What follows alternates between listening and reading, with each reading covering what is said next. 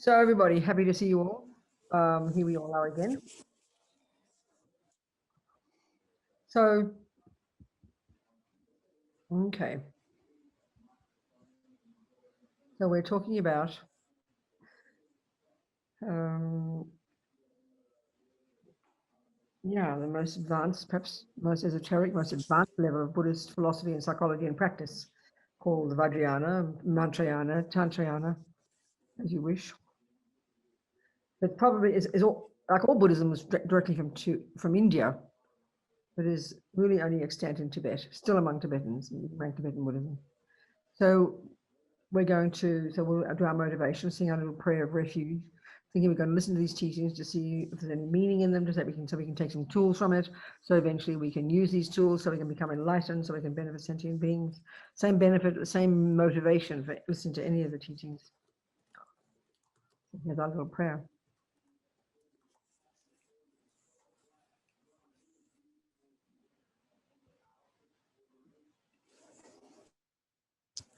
Okay. So as always, our first two lines are just reminding us of our reliance on the Buddha and his teachings. And the second two lines, this motivation I just said before. So from our hearts, we have these thoughts. Sangye charang soke chognam la janchu baru dagni kyapsuchi. Dora penche Sangye charang soke chognam la janchu baru dagni kyapsuchi. Dagi chernyen gipe sonam ki drola penche sangye drupa shog. So until I'm enlightened, I'm going to rely upon the Buddha, the Dharma, and the Sangha, and by the virtuous karmic seeds that I'm planting by listening to these teachings, may I become a Buddha to benefit sentient beings as quickly as possible. So as I've really encouraged you all, the course notes written by John Landau are just perfect. They're really excellent, clear, orderly explanation of the meaning of Tantra. So basically we've talked so far. If I look at the course notes, we just have to check. Mary would have sent them to me. There they are. Thank you so much. Okie doke. So far, using John's notes as our basis, because I can't beat John's notes, it's so clear. The very first section, the meaning of Tantra, we've talked a bit about that. How basically it's exactly the same. The reason you'd practice Tantra is the reason you'd go to the first scope of the lamrim, the second or the third, or the reason you'd practice bodhicitta, the reason you'd abide by the laws of karma, the reason you look into your mind, the reason you'd practice anything in Buddhism from A to Z. From the Mahayana point of view, the reason is because you want to get enlightened. It's a method for helping you get enlightened. That's it. That's the first point. And so, but because it's the more advanced teachings, if we take this packaging of the teachings, we know it's the final stages of the, after you've completed all the sutra teachings in the lamrim, you'd then enter into Tantra. So the prerequisites for being ready to do that. Often we get very confused. We think, oh, am I ready for Tantra? Can I take a Tara initiation? Am I ready for it? Well, if we take Lama Tsongkhapa's very clear presentation, as John talks about in session 1 in these course notes, the prerequisites, there are 3. And basically it's having done the earlier work. Just like, am I ready to enter into postgraduate in mathematics? Please, sir, am I ready to enter into mathematics postgraduate? Well, you know perfectly well, because it's postgraduate, you have to have done some kind of college. And for this, you have to have done some new high school. And before this, you have to have done some junior school. We kind of get it. So when we understand that, it's logical what work we should have done already. So I suppose the question is then how qualified do we have to be? How qualified? I mean, according to Tsongkhapa, and this is back in the 14th century, so no doubt he was talking to highly realized people. But what he says is, we need the prerequisites are that you got some sincere appreciation for, marvelous to have a realization of, that'd be a bonus, but a sincere appreciation for basically the various stages of the lamrim. But he presents them in a slightly different packaging. He calls them the 3 principal aspects of the path. We've discussed all this, So the very first one, which is implying junior school and high school, is implying the first and second scopes of the lamrim, which is implying high school, the wisdom wing. Bird needs 2 wings. And that is to say, we need a really sincere appreciation of renunciation. So again, what's that? Well, the Buddha is telling us that we're all suffering because our minds are riddled with delusions. We're driven by ridiculous states of mind that lead us up garden paths and cause us suffering, not just in this life, but from life to life.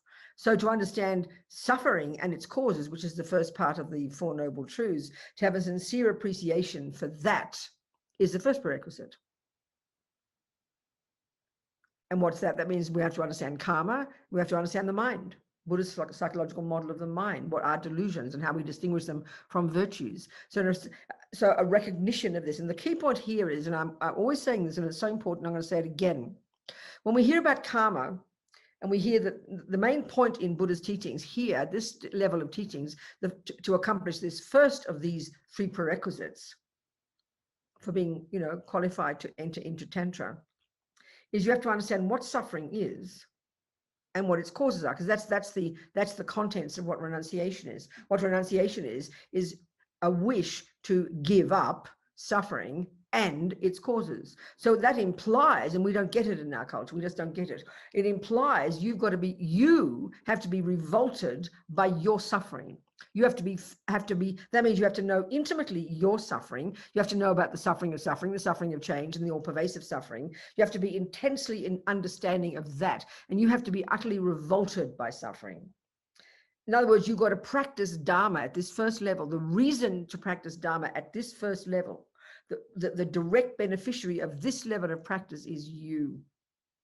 So then we think that's selfish. Oh no, I can't think I'm suffering. I'm not suffering. I want to help other sentient beings. But that's the next one. That's bodhicitta. That's university level. That's the great scope. That's more complicated. And you cannot possibly have bodhicitta. You cannot possibly, which comes from compassion for others, obviously. You can't possibly have compassion for others. Why? Until you've understood suffering and until you got renunciation.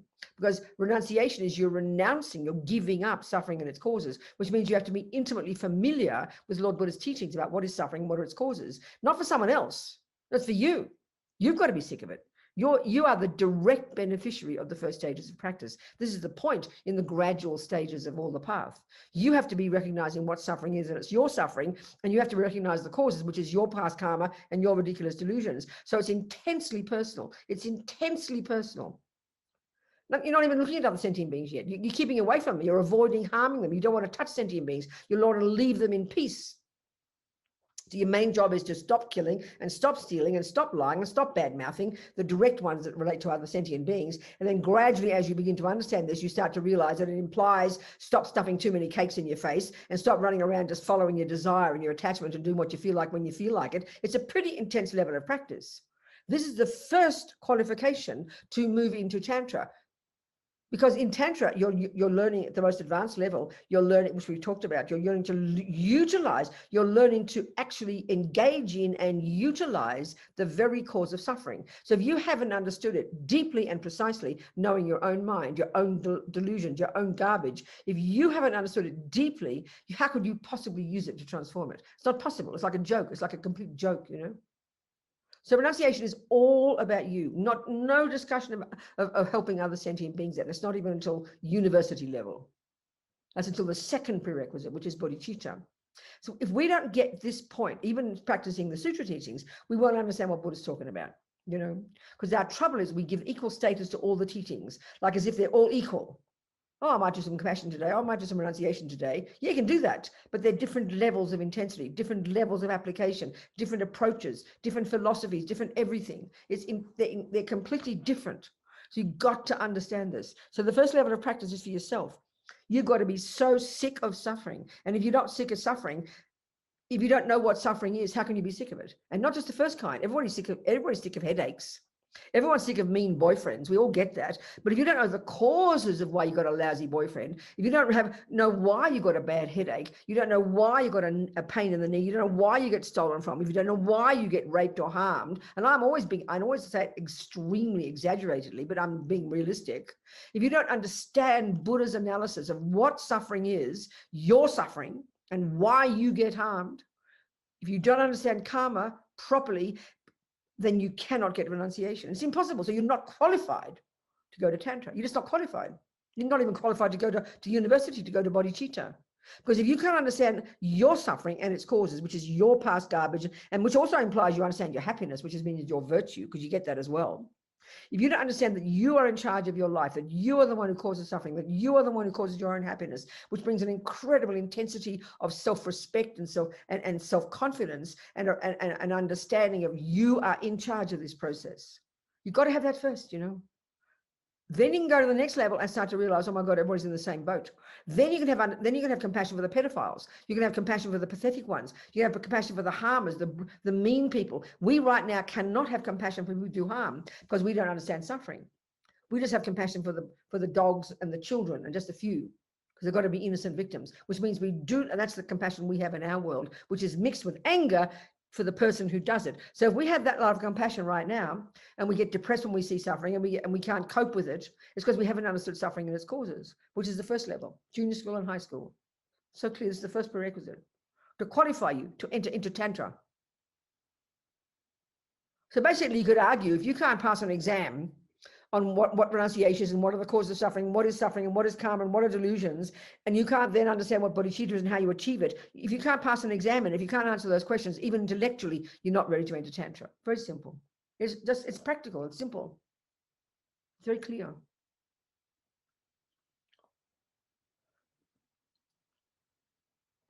So one has to engage in the practices, engage in the path, understand bodhicitta. The words intellectually, nothing wrong. That's already profound. And want to accomplish them, want to. And then when you get to Tantra, because the third one is you have to have some appreciation of the realization of emptiness. Now that gets us excited. We're happy about that. But you can't have that if you haven't got renunciation. You can't understand emptiness if you don't understand cause and effect of karma. And you can't understand emptiness properly if you don't understand how the mind works, which is what is in high school, which gives you renunciation. Then you can't get to emptiness. And if you're not driven by bodhicitta, if the main motivating factor isn't compassion for the suffering of sentient beings, then you're just not qualified. It's simple, which means most of us aren't qualified. It's pretty straightforward. So we have to, as His Holiness says, we have to study the teachings. That's all he ever keeps telling us. We have to study the teachings, I mean, it's not surprising to us. If we want to go to postgraduate in math, I mean, it's so obvious. It's so starkly, absurdly obvious. But because it's spiritual practice, and we think about Tantra, we get excited about it, we don't properly understand what it means, what the qualifications are, So it's really straightforward. It's the first point. That's the first point. It's in session 1, John's notes. Renunciation, bodhicitta, and emptiness.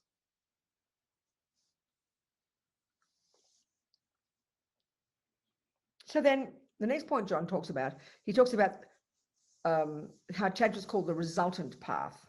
So one way of putting that is, as we've discussed, just touched upon that. The sutra teachings are the causal path. You do this and gradually you get the result. But here Tantra, and this is very much explained in the way we do what they call the deity practice. And we've done a lot of these in our meditations. You visualize Tara out there in front of you. You visualize Chen raising in front of you. You visualize the different Buddhas out in front of you. And then you go through a certain process, and then you bring the Buddha inside you, and then you become the Buddha. So they talk about it bringing the end result into the present. In other words, one cause of becoming Buddha is do all the sutra practices. You control your body, control your speech, control your mind, get bodhicitta, get realize of emptiness. Inevitably, you're building the blocks that'll turn into you as the Buddha. But here, it's called the resultant path, and because you're imagining right now you are the Buddha. So it's another cause, another method for becoming the Buddha. And it said, and I mean, we've talked about this in terms of how Lama Yeshe started from day one talking to us in the West about this, because he could see we're all walking around with our self-pity and our misery and our hopelessness and misunderstanding Buddha's teachings, thinking you've got to walk around looking miserable. I'm bad, I'm attached, I'm angry, pathetic, poor me. Self-pity me, Lama Yeshe would call ego. So with Tantra, the whole attitude of bringing the end result into the present is, instead of identifying yourself as I'm depressed, I'm angry, I'm jealous, you are, I agree with you.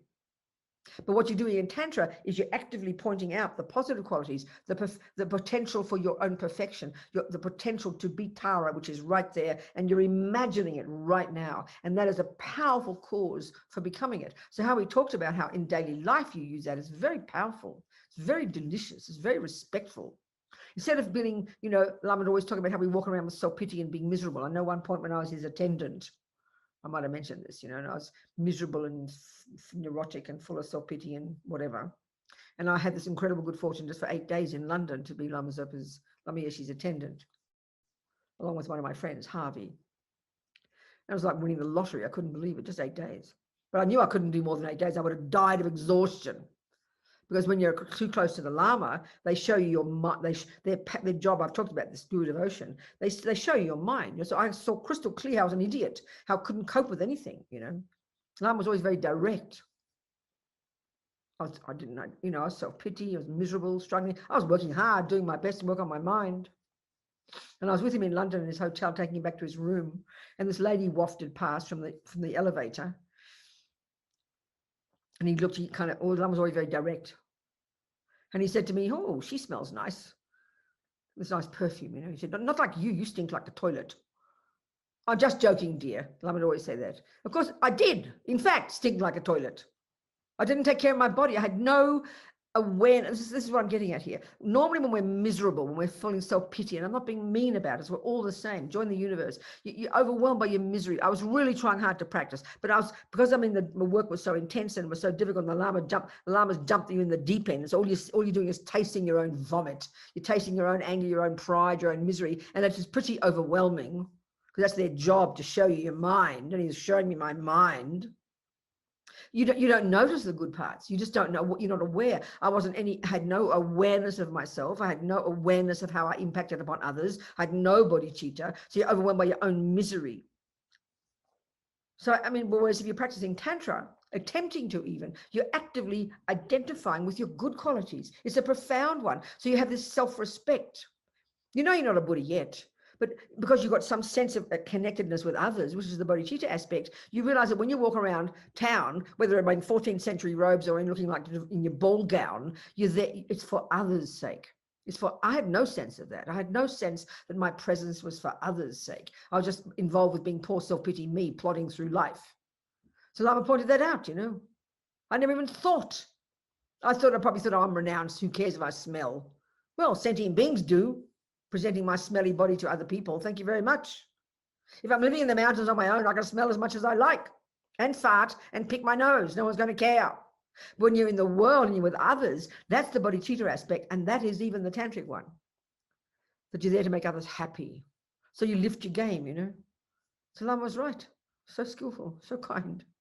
So this attitude from Tantra is to identify with your goodness, with your virtues, with your beauty, with your positive qualities. When you've taken a tantric empowerment, you are committed. You agree with the Lama who gives you the empowerment that you're going to see yourself as a deity. And when you're really advanced, you literally see yourself as a deity. Not this blood and bones, but your subtle physical energy and your subtle mind have transformed into the mind of the deity. So one of the resultant path aspect is you're thinking of, this is who I am now, which is a powerful attitude. It's like the ultimate in positive thinking. That's the tantric attitude. It's the ultimate in positive thinking. You're identifying yourself as the Buddha now. And it's a cause, it's not a fantasy, it's a cause, a super quick cause to become that. So in daily life, you apply it by having self-respect, having self-confidence, identifying with who you are as the Buddha. You don't go around blaring, oh, I'm Tara, I'm Chenrezig. No. But you act like that. And if you were to imagine you're the Buddha, of course you'd act beautifully. Of course you would. So it's very powerful psychologically. And that's how Lama taught us from day one, in a way that we can understand. Psychologically, it's very powerful. You have a commitment not only to see yourself as a deity, you have a commitment to see everybody else as a deity. So if you see people mean people, instead of going, oh, that ugly person, you see them as a wrathful deity. It's profound for the mind.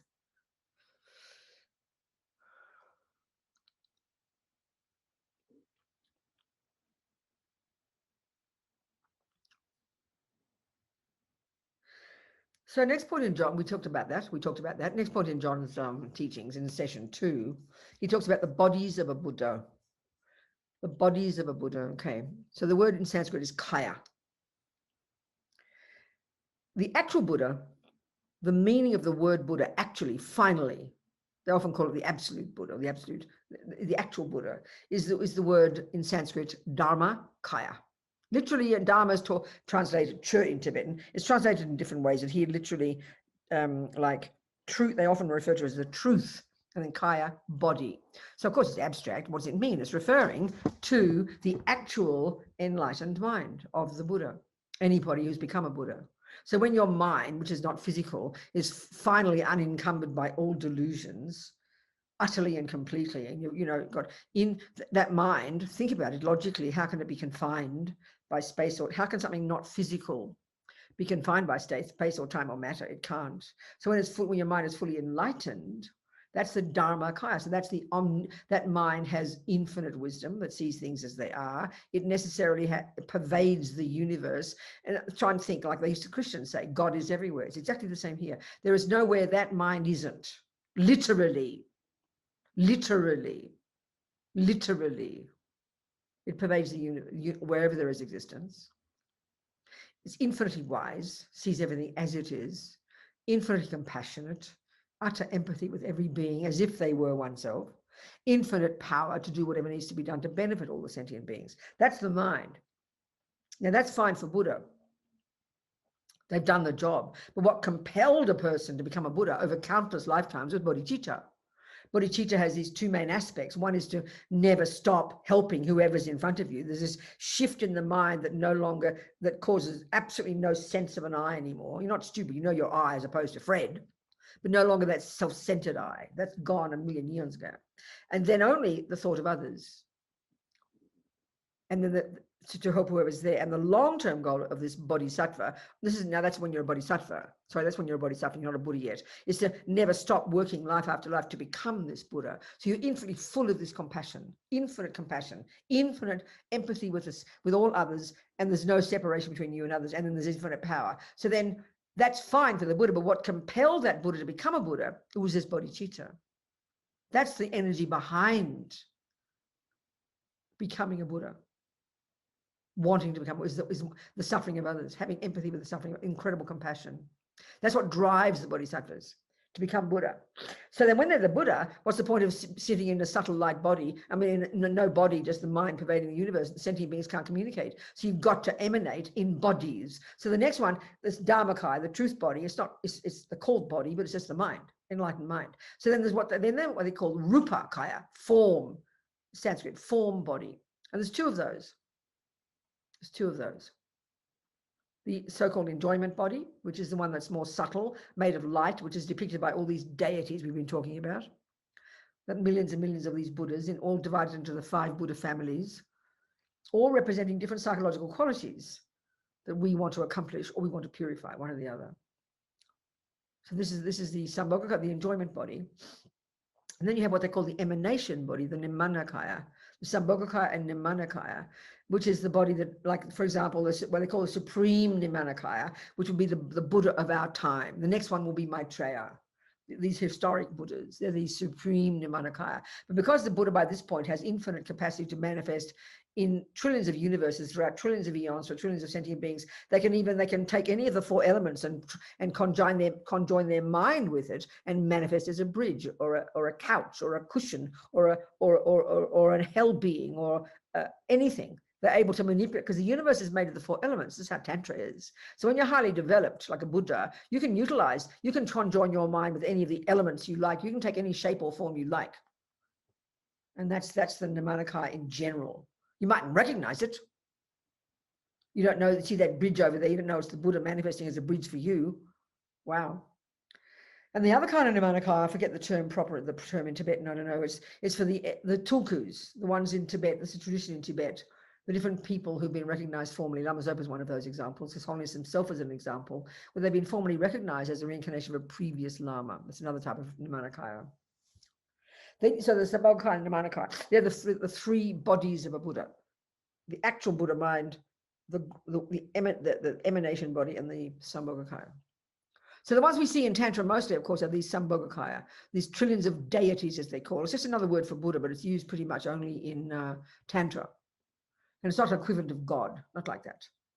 It's another word for Buddha. So again, we discussed this, that the Buddha minds manifest in all these different forms in their subtle light bodies Only the Arya bodhisattvas, those who have realized emptiness, the bodhisattvas can see these with their subtle mind in their meditation or in actuality. For example, so there are these thousands of these Buddhas. So they've got the 5 Buddha families, as we talked. The 5 Buddha families are often called. And under those, you've got all these other thousands of Buddhas. So they all belong to these, and they're all psychological. They're all representations, manifestations of psychological qualities. This is a crucial thing to understand.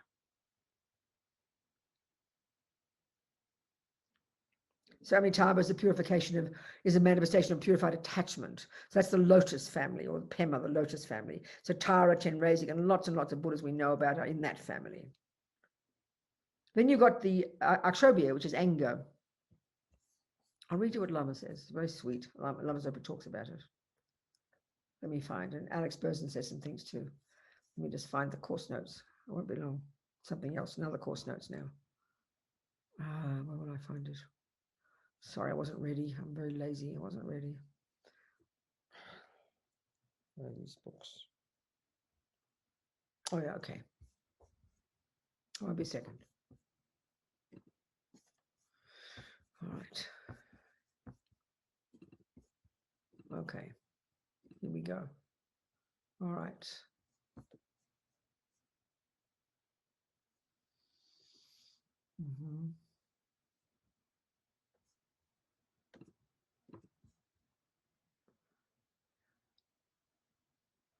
Okay, so now let's find one.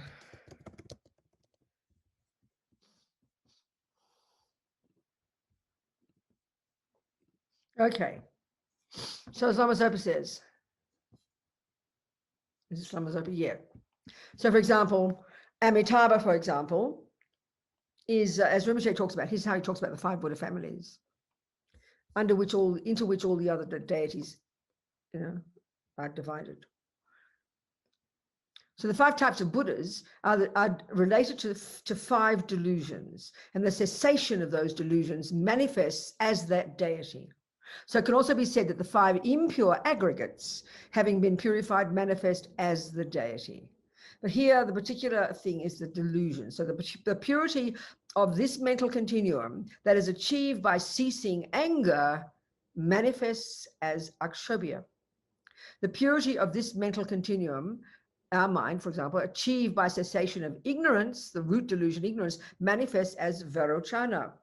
The purity of this mental continuum achieved by ceasing pride and miserliness manifests as the deity Ratnasambhava. The purity of this mental continuum achieved by ceasing jealousy manifests as the deity Amoghasiddhi. And the purity of this mental continuum is experienced by ceasing attachment manifests as Amitabha. So these delusions we can see, there are thousands of delusions, but we can see these are pretty major. And this is what's interesting too, that I've mentioned this briefly. If you want, eventually if you practice Tantra, you eventually identify your yidam. Yidam, I don't know what it means in Tibetan, I don't speak Tibetan, but it's your own personal Buddha that is the one that you connect with in this life, that's your main one, that you want to become the Buddha as. So that by knowing, often you can recognize by knowing your main delusion and to be in that family, This is totally only psychology. There's nothing but psychology here. That's it. It's all psychology. If there's any method in Buddhism that isn't to help you develop your mind into the mind of a Buddha, it's a load of rubbish. So chuck it out, okay? So this is literally psychology. It's not how we think of it, that's all. So each Dhyani Buddha sits on a different throne. The elephant signifies ignorance, and when ignorance has been completely purified, including the seed and the imprint, that cessation manifests as Vairocana. Therefore, Buddha Vairocana is seated on a throne supported by elephants. The horse signifies jealousy. So to signify the cessation of jealousy in the mental continuum, Buddha Amoghasiddhi is seated on a throne supported by horses, and so forth. He doesn't say all of them, he just skips over.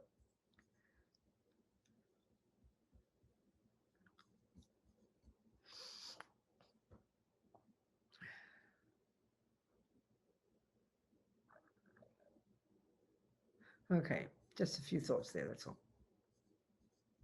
Okay, so, all right, where's John's? Now I've lost it. John's text, I'm sorry. Keep going through John's text, it's so helpful. Now I can't find my PDF again, I'm so sorry. Oh my God. Oh, here we go, no, it's not it. Maybe it'll come now. There it is. Yes, good. Okay, DB13. Here we go. So then, okay. So the bodies of a Buddha. Let's describe that a bit. We've discussed all that. Then you've got the 4 classes of Tantra. I haven't hardly discussed that, but I'll just say it for what it's worth. I don't know much else. And what they call action. The 4 levels. One is called action Tantra. One is called yoga Tantra. One is called. No, one is called. What are they? I bet it's what John says. There are 4 levels, and the ones, mostly the 2 that we seem to have practices from is Kriya Tantra, the first one, Action Tantra, Tara, Chen, Reisi. Many of the Buddhas we have, they are in that section. And those practices you can do without receiving an empowerment. An empowerment, or in Tibetan, a wong, often referred to as an initiation, but technically an empowerment. You can do without those. Of course, it's marvelous to get the empowerment from the guru. It's really, really, really special to do that. But you can do those practices, but you can't see yourself as that deity. You can imagine the Buddha coming into you, but you don't imagine yourself in the form of that deity. Only when you receive a wong, which is the empowerment, you get that permission. But then the 4th one is called Highest Yoga Tantra, and that's like ones we've heard of: Vajrayogini, Haruka Chakrasvara, Head Vajra, Yamantaka, but many of these. And these you need empowerment to receive in order to practice. But also to get enlightened using Tantra, you need the highest Yoga Tantra. There's no need to go into all that here, it's not necessary. But it consists of different initiations, 4 initiations, the highest ones. And each of those initiations purifies first our body, then our speech, and then our mind, and creates the cause to achieve those 3 bodies. Those initiations empower us to achieve those 3 bodies that I just mentioned before, The Vasa initiation, the first one, causes us to achieve purify the body and achieve the Nirmanakaya. The next one, the secret initiation, this is in the highest Yoga Tantra. This causes us to purify our speech and achieve the Sambhogakaya. The third one, the wisdom initiation, purifies our mind and will create the cause to achieve the Dharmakaya.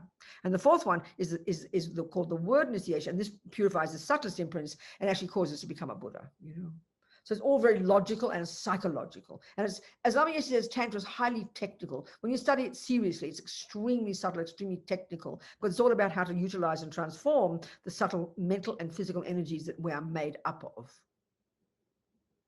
So it's not imposed from above. It's utilizing the way we're made. That's what Tantra is in the subtlest level.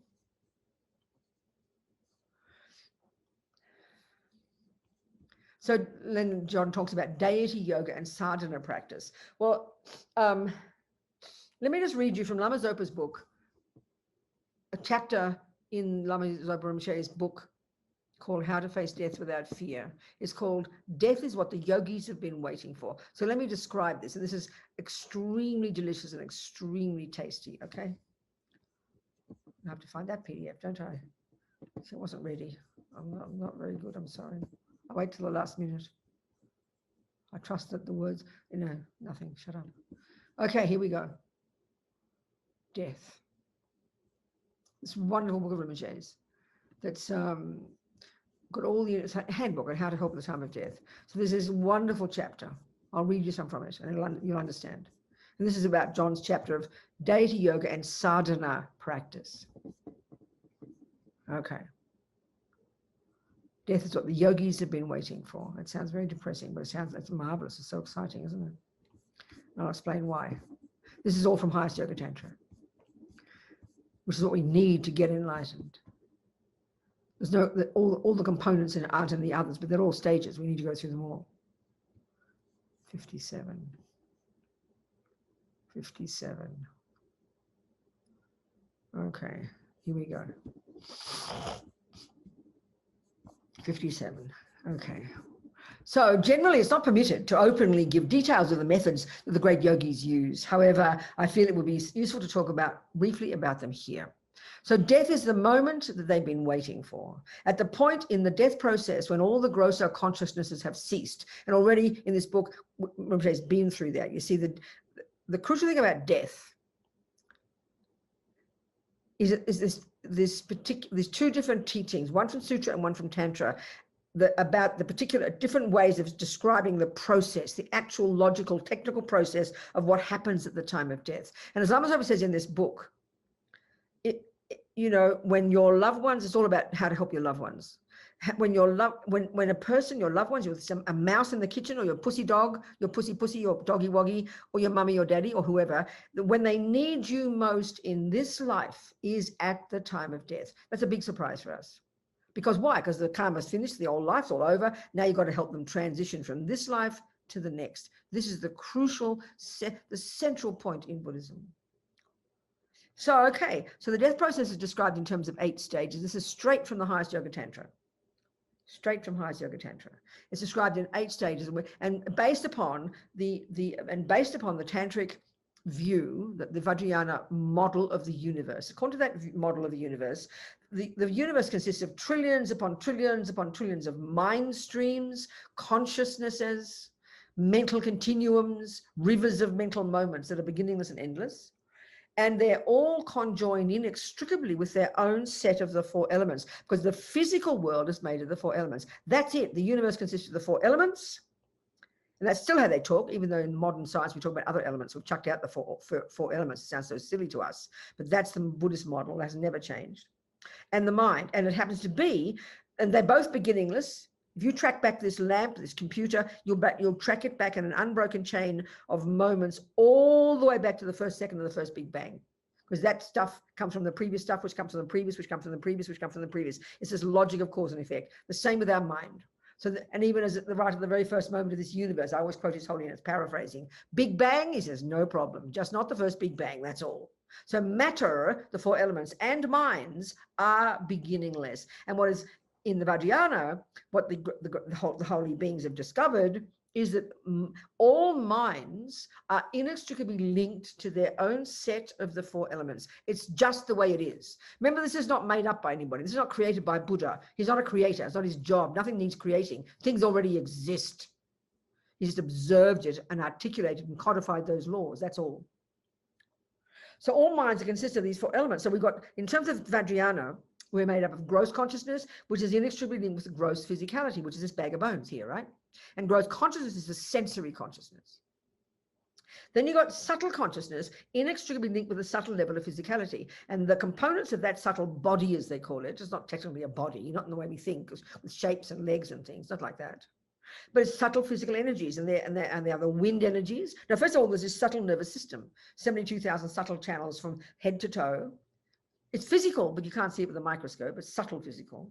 And coursing through all those channels are all these different wind energies. And that's the stuff of Tibetan medical system. They study it 12, 14 years. You know, it's like the acupuncture people or the Ayurvedics. They study these winds, and it's the source of our health. All these different kinds of wind energies, prana, very subtle wind energies, coursing through all these channels. And linked, this is the point, linked inextricably with all those channels are our different states of mind. Anger, attachment, love, all the different virtues and non-virtues. So the Tibetan medical system, the Tibetan doctors learn all this. So your Tibetan doctor will feel your pulses, and she'll feel an imbalance of this particular wind energy, which she recognizes, and she knows straight away it's connected to your attachment. That's why you're having panic attacks. So it's utterly linked. So that's why utterly linked to the winds. The mind and the winds are linked together. So ill health is when the winds are out of whack, and then, you know, due to your delusions of either past life or past karma, and now you've got the result of sickness and so on and so forth. And this also explains karma and how we can then create the cause to get future suffering realms, because the external elements are just the extension of the internal elements. So as Lama Zopa says, in the Kala Chakra Tantra, there are these detailed descriptions of the intimate relationship between internal and external energy. Internal meaning mind, external meaning the elements. So when as Lama Zopa says, even just when the mind is slightly disturbed, like angry or something, let's say, that pollutes the winds right there, those wind energies. And then karmically, you create the cause to be more angry, and eventually that the winds move along with the mind as it goes moment by moment to the future. And as you keep having that anger growing, that pollutes the wind energies, which in turn eventually manifests in one life or other, or one body, or even in now, as sickness. It's caused by your deluded mind. You cause your own sickness, and then next life you're born in a sick body, and even causes you to get another kind of body, like a lion's body or something, as those elements come together. And even also in long term, it impacts upon the external elements, and that's what causes environmental problems like earthquakes and storms and things, and pollution. This is all literally the physical world, which is caused by negative states of mind and negative actions of sentient beings over eons of time. There's no creator, there's no boss, there's no one pulling the strings, there's no one running the show. It's not random. It's not good luck. It's not bad luck. It's all logic of karma, and it's all explained. And Vajrayana, especially with a more sophisticated approach, explains it. So very fascinating, you know. So we made our subtle mind is actually our mental states. But of course, in our grosser body, we can access some of those, can't we? Our attachment and anger and all the dramas, you know, subtler levels, and we can't touch them.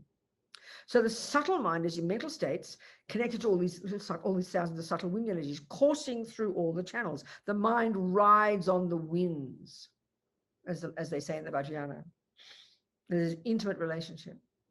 So the third component of the subtle body is called the red and white kundalini, tigle in Tibetan, or drops, literally drops. But Lama would always say kundalini because he knew that Westerners got excited, you know, when they heard kundalini. So these subtle red and white drops, which are a subtle aspect of the egg and the sperm of your mummy and daddy. So at the time of conception, your mummy and daddy's, whatever it is, in the fallopian tube or whatever, your very subtle consciousness from the past life, I'm leaping ahead here, joins with that subtle egg and sperm, but actually joins, your very subtle mind joins with that very subtle red and white drop, and you begin at that second, and you start at your heart chakra, and then as you're in the womb and the fetus grows, it grows from the heart chakra, and all the bits and pieces grow, you know. So this is the indestructible drop, they call it. So then you've got very subtle consciousness, or clear light consciousness, or extremely subtle consciousness. So the death process is described in terms of 8 stages of gradual deconstruction of these components. And there's many components at each stage that deconstruct. So now, as Lama's talking, the great yogis have spent their lives doing these meditations where they're first imagining going through these 8 stages of dissolution, 8 stages of deconstruction, which means your mind goes from the gross to the subtle to the very subtle. And the greatest yogis, the greatest tantric yogis, have been perfecting that. So the point about the death time is the clear light consciousness at death is much more potent, much more powerful, much more capable. That's why the death is what they've been waiting for. They're completely prepared. They've been going through these 8 stages. They've got it down, you know, so they can't wait for death to come. Because now they can go through these 8 stages and go and meditate on emptiness at each stage, ever more subtle, ever more subtle, ever more subtle, ever more subtle. And as the mind gets more subtle, and as the mind throws off the grosser levels of conceptuality and the grosser levels of sensory and the grosser levels of physicality, it gets more subtle and more potent and more subtle until eventually you get to the clear light consciousness. So at that point, for us, most of us, we're unconscious. This has happened. We've died countless times, but we've never been awake, if you like. We've never noticed. We've never been able to utilize that clear light mind. The yogis are ready for it. And the greatest yogis can get enlightened then. Because that's a technical point. This is a technical point, and this is the whole point of Vajrayana, is to get the mind, all the techniques that help us to get the mind to this subtlest level. It's like the microscope of your mind, because that level of mind can cut all the obstacles, realize emptiness, and realize and become Buddha, remove all the gross obstacles and the subtle obstacles. It's a technical point. It's technical. So death is the moment they've been waiting for. At the point in the death process when all the grosser consciousnesses have ceased and only the extremely subtle consciousness is left, as discussed in this book, the yogis, those who have observed karma well, remember you can't practice Tantra without having to observe junior school. How can you possibly control your mind if you can't control your body and speech? How can you possibly control your mind if you haven't controlled your delusions? And how can you possibly have the incredible control and sophistication of these levels of practices without bodhicitta and without emptiness? What a joke. That's the 3 principal aspects of the path. Just not qualified. The yogis, those who have observed karma well, kept their precepts purely, spent their lives training their minds in the clear light meditation, and have been able to recognize the base time clear light, that is to say the one that's already there, the actual clear light, and then the imagined visualized one, and now are able to recognize the clear light of death, which means the actual one. They're able to actually utilize that. The clear light mind is we go through that every time we die, but the yogis can use it because they've recognized it and they've gone to it consciously. We go to it every time we die. Every time we sleep, we go to it. Every time we have an orgasm, we go to it. Don't worry about those now. I don't worry about those now. But, you know, if you're lucky enough to have one of those, that's when you get you're not lucky. I don't know, but you're lucky or not. Never mind. Shut up, Robina. That's very subtle consciousness. Every time they get there, that moment is the clear light mind. But we don't use it. We don't know how to do with it. We just go berserk, you know. As Lama Yeshe says. were able to recognize the clear light of death. They can remain in meditation in the clear light, conjoined with emptiness, for as long as they like. 1 hour, 3 days, many months. Some meditators stay in the clear light meditation in their hermitage for years. His Holiness the Dalai Lama's root guru, Ling Rinpoche, for example, stayed in meditation for 13 days. Lama Yeshe was in at least 5 days. Lama talks about it in this book. Lama talks about it in this book. I mean, that's the skill, these yogis, all their lives, they're training to get to that. It's a very practical point. Death is literally what they've been waiting for, because that's when the mind is most subtle, most potent. And they've practiced all their lives in their meditation, getting their mind to that subtle level. Then they can become enlightened. Boom, just like that.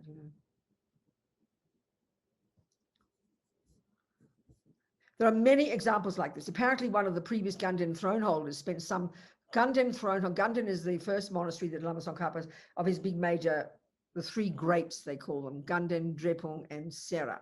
Our Lama's monastery is Sera. But the first one was Ganden. So of the Ganden throne holder, Tsongkhapa was the first.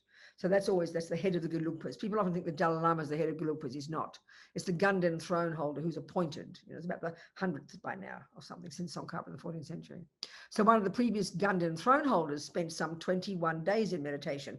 And I remember at Buxa, in Buxadur, where they were first sent after they left Tibet, when we escaped from Tibet, there was a Sera monastery monk in the same house that I lived in, a very simple monk who spent many days in meditation after passing away. It seems that the great 8th century Bodhisattva Shantideva spent something like 30 years in meditation after he passed away. At Kopan Monastery, I found among Lama's things a note that referred to a text in which this is written. I don't remember the details now. So by concentrating in this subtler state without distraction, some practitioners achieve enlightenment at that time. They actually realize the 3 bodies. They realize the 3 bodies. They realize the Dharmakaya, and they realize the Sambhogakaya, and they realize the Nirmanakaya. They transform. Now, this is the point now about how they talk about how the death can be used to transform. Each of the stages can be used as an opportunity to transform into the 3 kayas. So death, ordinary death, going through the 8 stages of death, and you end up at the clear light mind. They can make that clear light mind and turn it into the Dharmakaya, the Buddha's mind. Then they can transform ordinary intermediate state, because after you die, after the clear light mind leaves the body, you then kind of go through the 8 stages in reverse, and you wake up in another kind of mini life, which is like a dream state, which is called the bardo, or the intermediate state. It's a subtle body, the subtle mind, the same as we said before. So the great yogis can transform that ordinary experience of the intermediate state into the subtle body, the Sambhogakaya, the enjoyment body, and then wake, and then out of the bardo, you then go to another life like a human body, and that they can transform that experience and turn that into the Nirmanakaya. So they're able to use these stages of death and turn them into these 3 bodies of the Buddha. So it's a super technical point. It's technical, it's technology, not some hippie, trippy, wishy, wow, mystical, far out, blah, blah rubbish that we think this stuff is, Some practitioners like Lama Tsongkhapa achieve enlightenment, though, in the intermediate state. Okay. So many Tibetan Lamas have passed away in meditation since Tibetans first came to India in exile in 1959. For those whose lives ended in Indian hospitals, it was difficult to receive permission to leave the body alone for a while. Ordinary Indians never believed that such a thing as meditating while passing away was possible, because they'd never seen it happen. Their usual concept was that the moment a person died, the body should be taken out and burned before it began to smell. So thinking that a person was dead as soon as the breath stops, the doctors were amazed that these lamas could stay in meditation for long, long periods without the body decaying. Far from there being a bad smell, the room had a fantastic sweet smell due to the power of their realizations. That happened with Lama Yeshe. He died in a hospital in Los Angeles in 1984, Losar, New Year. And then they let him stay in a room all day on the gurney, on the stretcher. And then they drove his body very gently, slowly from Los Angeles up north to Lama's center called Vajrapani Institute. And then his body was kept there for 5 days. And many of us, I was in London at the time working for Wisdom, 1984. So we all flew to California and we went to Vajrapani Institute, where we had these 5 days of practices and things. And Lama's body was the whole time there in the coffin, in this room that was there next to the Gompa. When I worked there, that was my office. I remember that. And I slept there. I lived there as well. And I remember, this is not at the time, it was after that when I worked at Vajrapani. when I went to America back 10 years later, in 1994. And anyway, Lama's body was in the coffin, open, and it wasn't smelling. In fact, it did actually, you could smell it. It's not sweet. And then when they took Lama's body and prepared it for the funeral, they dressed him up in this special clothing and put him in a chair, and his body was totally flexible. His body was totally flexible because his mind, his subtle mind was there because he was meditating for those 5 days in the clear light. So you too can transform death, intermediate state, and rebirth. The practices these yogis do are available to those who have taken a highest Tantra initiation. Often it's called highest yoga Tantra. Rinpoche calls it highest Tantra. They are the quickest methods for achieving enlightenment in one brief lifetime of this degenerate time. By doing these practices, you can collect in just a few years the merit that would otherwise take you 3 countless great eons to collect on the Mahayana perfection vehicle path, the sutra teachings. These patterns, there's again technical reason for that. The technical reason, and John talks about it later, is in the sutra practices, in all practices, to achieve Buddhahood, you need the 2 wings. So you've got to accumulate bucket loads of wisdom by concentrating in single point of concentration on emptiness, and you're just achieving the wisdom wing there, accumulating the appropriate amount of merit to get the mind to achieve the Dharmakaya. And then to accumulate the other wing, which is to achieve the Rupakaya, which is the body of the Buddha. You need bucket loads of life after life after life practicing bodhicitta, practicing compassion. So you do these separately. But in Tantra, the technology of Tantra is such that you can accumulate these 2 simultaneously. John talks about it in his course notes later. So these practices are have a very special arrangement. These are what they call and doing the sadhana. I don't even know what the word sadhana in Sanskrit means, but it's a very powerful word for anybody who's a Tibetan Buddhist and you've taken initiation. You do your sadhana, which means is that, when we've done those meditations, say like Tara outside, Chenrezig outside, and we do this very simple purification process, bring Tara into us, and then imagine you dissolve into emptiness, and then you imagine your Tara. That's a miniature replica of this process in these sadhanas. So it's exactly connecting, it's exactly going through all this, the sadhanas are going through all these stages of first being ordinary, the Buddha out there, then the Buddha inside you, and then going through those 8 stages of dissolution and imagining becoming the Dharmakaya, imagine becoming the Sambhogakaya, imagine becoming the Nirmanakaya. You're practicing those sadhanas, and they're the training for when you get to death. If you're the greatest yogis, you can actually do it, It's like technology. It's your training. You're training to run the marathon for 10 years. Finally, you run the marathon. You're actually doing it every day, and then you've got the real test. It's the same here. These sadhanas are constructed in such a way, as Rinpoche says. The complete sadhana, not just simply generating yourself as a deity and reciting the mantra without the mandala, not like that, is a very important preparation for death. You will understand this when you have received the commentaries on the generation stage and the completion stage. There's 2 stages of Tantra. The first stage, and John talks about in his course notes, the first one this is highest yoga Tantra again. The first is called generation stage, which you visualize yourself as a deity. You visualize the entire mandala, the pure land of that deity, because that achieves the Sambhogakaya. So it's really intricate, subtle visualization. They say you're qualified to move up to the completion stage, the next level, the final stage, the most advanced stages of Tantra, when you can visualize for several hours with total single point of concentration the entire mandala, as tiny, like a drop. Perfect visualization of yourself as a deity in the mandala and all the details, because this is creating the cause to achieve the Sambhogakaya and the Pure Land the Buddha occupies, where holy beings can go to practice and get enlightened.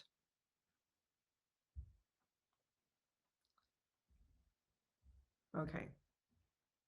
I've got my old glasses on because I broke my other ones and I can't see much. Blind as a bat. Okay, so there's a whole sadhana where you go through all these stages of it. You're doing this, you're replicating this entire process. And of course, these practices have I said that. So whether you do the long version of the sadhana, there's different levels of these. Sometimes they're very long, sometimes they're really complicated. Like one deity called Yamantaka, he's got about 1,000 legs and 1,000 arms, and it's just so complicated, I can't tell you. You get exhausted, all the details. It's unbelievable. Some are quite simple. Vajrayogini, for example, is very simple. Not much detail, but super powerful. She's a manifestation of purified attachment. And they say at this particular time, in very deluded world, when there's bucket loads of attachment, Vajrayogini is very, very powerful to do. Very delicious. She's a manifestation of attachment energy. Said to be super powerful, super delicious practice. You can be a boy or a girl. You can be this gorgeous red naked lady with gorgeous breasts. That's perfectly fine. Or you can be this simple little cute looking, soft looking little girl, and your deity might be Yamantaka. This wrathful dude scared the life out of you and met him in human form. Okay. So you will understand this when you've received, okay. So whether you do the long version of the sadhana of the deity or that you are committed to do, and this is one part about very interesting about Tantra. We're all bone lazy, okay? We're all bone lazy because we all want our comfort zone. We're addicted to our comfort zone, you know? So it's marvelous when you do these practices, you kind of like, you know, when you take vows in front of somebody, that you're seeing that person as a Buddha. Basically, you're shaking hands and you're agreeing on a contract. They'll do their job. The teacher will do their job to help you, and you do your job by keeping your commitments to do this and this and this every day. Then you go to the Bodhisattva vows, you're doing another level of contract. Then you get to Tantric one, you've got lots of vows and commitments. And this is a tragedy, among us Westerners. We haven't got a clue what we're doing, you know. And so I remember and this is why one of the courses we're thinking of doing, we're discussing with Mary, is not that I'm qualified, I can't give tantric teachings, that's not what I'm saying, but we can go through the text and tick the boxes of all the different things we're committed to doing. We're committed to this and this and this. We can discuss them. So at least we've got under our belt, we know what we're committed to do. Because one of the crucial things is to keep our vows and commitments purely. All the Lamas say, if you keep your vows and commitments purely, you keep your word of honor, you keep like this direct channel directly to the Buddhas and you get all the blessings, you know. But if you don't keep your word of honor, then I mean, you've broken your side of the contract and nothing works, you know. It's very logical, actually. Okay. So when you do the long version of the sadhana of the deity you are committed to do, or the middle length version, they both contain the essence of the generation stage, transforming the three experiences of death, intermediate state, and rebirth into the three bodies. Even the short Yamantaka sadhana, for example, has those three important points. So by meditating in this way, you prepare your mind by purifying ordinary death, ordinary intermediate state, and ordinary rebirth, enabling you to actualize the path-time Dharmakaya, you know, the actual Dharmakaya, the path-time Sambhogakaya, and the path-time Nimanakaya, thus planting the seeds to achieve the result time, the actual result. When you just recite the words, there is, of course, a positive imprint left in your mind, but you're not strongly preparing your mind as you would if you were to actually meditate. Serkon Senchab Rinpoche used to emphasize very much that if you are busy and can't do much meditation in the deity sadhanas, when it comes to your daily commitments, you should do more elaborate meditation for your main deity, and you can do your other sadhanas quickly. However, in all your sadhanas, you must, and that means any of the practices you've taken highest yoga tantra empowerment into, because you've committed, if you've committed to do those practices, you know, then you must do the three kayas meditation. Even if it's not elaborate, even if you don't follow the extensive procedures, you should at least meditate on the last point, the four qualities of the foundation, having divine pride, thinking this is the result time Dharmakaya, this is me, and so on. So one of the practices when you're doing the highest yoga tantra, and after you've done the visualization of the deity out there, various practices and purification, making offerings and creating merit, then you dissolve yourself into you, and as you go through the dissolution process, you're linking that to the 8 stages of death. And by the time you get to the subtle one, the clear light one, at that point, when you've completely dissolved everything, there are these 4 points they talk about. You think this is the Dharmakaya, this is in the nature of bliss, this is empty, and this is me. These are the 4 points Rinpoche is mentioning. And then on the day you die, because you have trained your mind by doing your sadhanas every day, you are able to recognize what's happening. All these different gradual, the dissolution process of the 8 stages is also broken down into 25 different deconstructions, dissolutions, without missing any, just as you had spent your life meditating. Because your mind is well trained, you are able to recognize the clear light. And during the intermediate state and at the time of birth as well, you'll be able to meditate on and to visualize the deity. Practicing the highest tantric path like this, using death as a quick path to enlightenment, is incredible. It is the quickest way to purify the delusions, the dualistic view. In other words, having prepared during the generation stage, on the basis of that realization, you then actualize the path time Dharmakaya, Sambhogakaya, and Nimanakaya on the completion stage, actually ceasing the intellectually acquired defilements and the simultaneously born. There's different levels of delusions, you know. You've achieved liberation when you've removed the intellectually acquired delusions, and then even more subtle, what they call the simultaneously born defilements, the deepest, the subtlest ones. That's when you achieve Buddhahood. Eventually you cut even then after that, then you cut even the subtle defilements, the dualistic view, that's the subtlest. And in that moment achieve the result time 3 bodies, enlightenment. This is how you can enjoy death, by using the tantric path, the quickest way to achieve enlightenment. Okay. All right. So then John talks about the 3 bodies, roughly speaking, as I mentioned. I've lost the PDF again. Here we go. Where is it? What's this one? What's this one? No, it's not good. Here we go. Okay. So then, yeah, that's deity yoga and sadhana practice. Then the guru and empowerment. Did we talk about guru devotion, or was that another teaching? I don't remember. Did we talk about guru devotion last time? Anybody remember, please? Because I know in the Tara practice we also talked about it for another center. I just can't remember. Sorry. Yes, we did. Talk about guru. Who's saying yes, we did? Who's yes? Yes. Wendy said it. It was during this particular course, was it, Wendy? Okay, good, darling. Thank you for that. So we talked about guru devotion. So then, and empowerment. We talked about a bit about empowerment, the necessity to get empowerment. Yeah. So the 4 bodies and the 4 empowerments. I mentioned that very briefly. Sadhana, I mentioned that.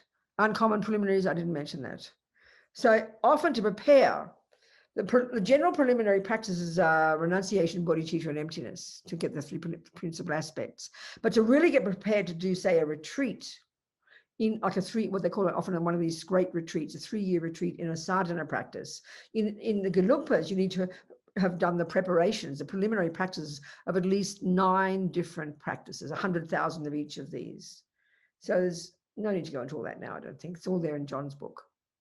So you do 100,000 prostrations, 100,000 refuge, 100,000 mandala offerings, 100,000 satsas, 100,000, a whole bunch of things, 100,000, a whole bunch. 9 of them. Often, traditionally, there are 4, but the Gelugpas do 9. So they take you several years already, and then you're prepared to do the tantric retreat. So what preliminary practice, I've mentioned this before actually, and it's one of the things that gets so confusing to most people when they do the tantric, do the Tibetan Buddhism. It just seems utterly confusing, utterly complicated. Can't understand all this weird complication things of deities and pure lands and mandalas, and just so complicated. But one of the key things to understand is what, you know, in some talk about doing your nundro, because I'm going to do my nundro. Nundro means preliminary practices. So these tantric practices are advanced, is what we're describing. So in order to do anything advanced, you've got to be prepared. You've got to be, your body and mind have to be primed to do them. I mean, it's a really simple analogy. I always use the analogy, let's say, you know, you want to play tennis. You've never played tennis, you've 10 kilos overweight, you've got no muscle tone, you know nothing about tennis, you know nothing about the philosophy of tennis, you know nothing about anything, you know, you don't eat properly, you can't breathe properly, you know, you almost collapse if you run. So you walk up to Roger Federer, please show me how to do backhands. Well, we kind of know logically, you've got years of get ready to do a backhand. He'll tell you to go off and do push-ups and go to the university and learn philosophy of tennis or whatever. Go do nutrition, lose your 10 kilos, get muscle tone, learn to bounce balls, strengthen your arms, do push-ups. You say, no, Roger, you didn't hear me. Can you please show me how to do a backhand? And he'll repeat his answer. So it's sort of obvious. You can't leap onto the court and start playing backhands until your body and your mind are completely primed. Well, that's the meaning of preliminary practices. So what that means, you can do bucket loads of practices that purify your mind at a subtle level and create virtue. That's what they mean by preliminary practices, because these techniques are advanced. They're subtle, they're advanced. We can all fake it till we make it. We can pretend. As long as nobody says, don't think you're going to get realizations with Tantra. but you're programming your mind with it. You're sowing seeds. You plant. You're practicing it, and that can never go astray. That's marvelous. But to really get realizations, it's sort of like trying, again, the analogy, trying to grow delicious flowers and beautiful herbs in a garden that's overrun by weeds. They won't have any chance of survival. Well, you've got to remove the weeds. That's called purification. You've got to leave the space to sow these marvelous flowers, to grow these virtuous thoughts. You've got to purify your mind, prime your mind. That's the meaning of preliminary practices, you know. So much, you see, already you can hear it in Tantra. There's so many kind of assumptions already about what you're trying to do. There's an assumption already of understanding what the mind is, understanding the nature of Buddha, understanding the different levels of Buddhas. It's already complicated in itself. It's already advanced. So to do it properly, you need to learn that and understand it. But if somebody comes into this, often this happens. I mean, how come we in, you know, America and Australia and Italy and England and wherever, Timbuktu, hear about Buddhism in this life? We met the Dalai Lama because we know it's flourishing now, Tibetan Buddhism especially. It's logically based on karma. We've done it before. That's logic. That's the logic of karma. That's the logic. That means you already have to understand karma. That means we come into this life with a propensity for this stuff. That's why some people will go to their first initiation on the first day. I remember one time in Melbourne, when Lama Zopa was giving Haruka Chakrasambhara, one of the most advanced of the practices. And he insisted they put an advertisement in the local newspaper. I mean, people couldn't understand. Well, clearly Rinpoche, once he got clairvoyance, knew there was a person there, or people there, who would see that, and the karma for them was ready to go and do it. Probably brand new people, but they had the karma right there to jump in the deep end. That happens to many people. Some people take years to get anywhere near doing these practices. Other people, immediately they hear it, the karma is so ripe, their minds are so fresh, so ripe, they've got faith, they recognize their Lama the first day, they're completely ready for it. Their minds are primed. They've done the work before, in other words, you know. Every one of us is different. So we've got to go at our own pace.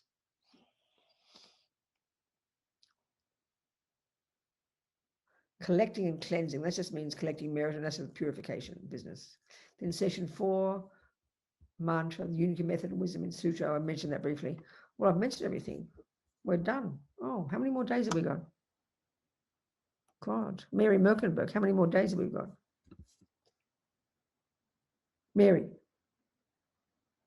2 more after this, 2. Gosh. We have 2 more weeks. 2 more weeks, yes. Okay. 2 more sessions. Okay. I have to repeat myself. I don't know enough to say new things. I suppose if I talked a third the pace, I could stretch it out, couldn't I? But I haven't learned to do that yet. Okay, so let me ask me some questions now. Come on, you folks. Ask me some questions, people. There's plenty more I can talk about, and I will. It'll come. But ask me some questions first. Any old question, I do not mind. Huh? No questions? Robina? Yes, good. Talk to me. Amy, hello, sweetheart. Hi. So have bodhisattvas, they've basically already gone through everything that we've talked about. Bodhisattva has already done highest yoga tantra. It doesn't follow, not at all. Bodhisattva is sutra teachings. It's got nothing to do with tantra. A bodhisattva, if you're on the tip, you know, you can be a bodhisattva. You can be a bodhisattva before you do tantra. It usually doesn't follow. But bodhicitta is the sutra part of it, and it's one of the, to even have an appreciation of it is one of the 3 prerequisites for entering into tantra. So it's more than likely, if you're on the Tibetan Buddhist path, you know, which is driven by, within the Vajrayana, you do all those stages first. It's very likely if you've got bodhicitta by now and you're on the Tibetan Buddhist path, you will definitely have been doing tantra, absolutely.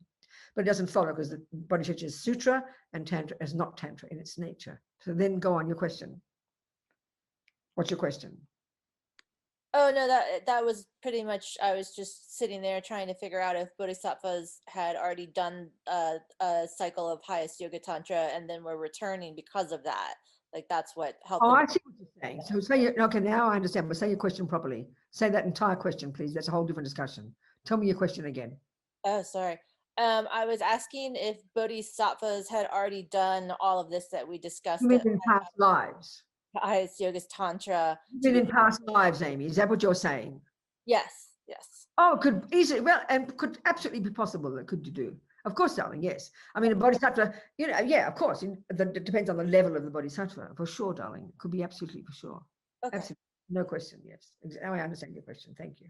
Okay. Thank you. What else, people? Anybody else? Questions? Hi, Mary, in the list, in the link. my name is Reina. Can you hear me? Hello, sweetheart. Yes, Raina, talk to me. Hi, I'm very new to this, but I feel very old to this as well. I discovered you 2 days ago. Oh, goodness me. I know. And everything about your past resonates with me because I have almost exactly the same path Well in done, many girl. ways. Good. Yeah. Um, you look like my father and you sound like me. Uh, so my question, Yes, darling. I'm very grateful to be here. Good. I feel like a child in the deep end. So where might I start? Sweetheart, This has been coming to me my whole life. I My daughter's understand. name is Sattva. Where do you live, darling? I'm in Cambridge, Massachusetts, Okay. Well, but these I'm days. from India. Okay, good. I understand. Yes, I thought so. So these days with Zoom, it's like a miracle that you can link up with any center that's got lots of teachings. And this center, particularly Thupten Nobu Ling, have got masses of teachings, all different levels. So I suggest you just link with this center and just start. I mean, they're doing their new website and the new program is going to be showing all the different levels, the different things available. So that's going to come in a month or so. They're working on it now. So then I think just join up with a center like this. And this center, all the teachings are free, but they've got a good system in this center where you pay $50 a month and everything is included in that, every single thing. So I think you couldn't do better than that. And I teach quite a few of the classes, so you'll meet me occasionally, but there are other really good teachers teaching all the different things and you'll get everything you need. That's my suggestion to you, sweetheart. Excellent. Well, I saw you and I was like, I'm picking you. Good. Okay, so I'd suggest you do that. And then All right. if you'd like to talk to me, you can get my email address and you can write to me. We can chat about things. All right. I have many questions. Yes, please. Darling, you can do it, but if you listen to the teachings, you get all the answers. So you email Excellent. me, my full name, Robina Courtin, okay, at Mac, like the computer, at mac.com. Okay. All right. All right, sweetheart, we'll talk more. Good, Thank Raina. you. But just start listening to teachings, honey. We do meditations in the morning at 7 o'clock. We're starting to do evening purification meditations at 9 our time. That's a bit late for you, 11 p.m., but whatever. But there's plenty of things on offer. And you'll get everything you need, I'd suggest. Wonderful. I'm so grateful. Thanks so much. Good, Raina. Thank you. Cheers. Good, darling. Who else, please? Hey, Robina. I Who's don't talking have, to me? it's me, it's Catherine. I don't have my camera right now. Oh, so sweetheart, Catherine. Good, Catherine, North can Carolina. Go, honey. Look Talk at to my picture of Spain instead. So, Yeah, I know. Can I tell them what you do, Catherine? sure. She's one of that Spanish kind of dancing. What's it called? Flamenco. She's a flamenco artist. A guru, flamenco gurus in some little town in Spain, and she misses sadly not going there. Yes. Did you persuade him to teach on Zoom? No. No, I don't know. He's not very techy, and I Oh, think, okay. yeah, I don't know. I still kind of push him a little bit, but I think he's just not there. So, It's all right. Anyway, what's your anyway, question? so, um, I don't know if I need to like worry about this or Just if it'll speak. just come to me, but I'm going to ask Speak anyway. out. I'm trying to understand, like, Yeah. so when a person becomes, or I'll just say me, when I become enlightened, is it that my mind then merges with the Dharmakaya? Is that how that No, works? okay. The Dharmakaya is not some external thing that you kind of hook up with. It's the name given to your mind when you're enlightened. That's it. But you said that, Hmm.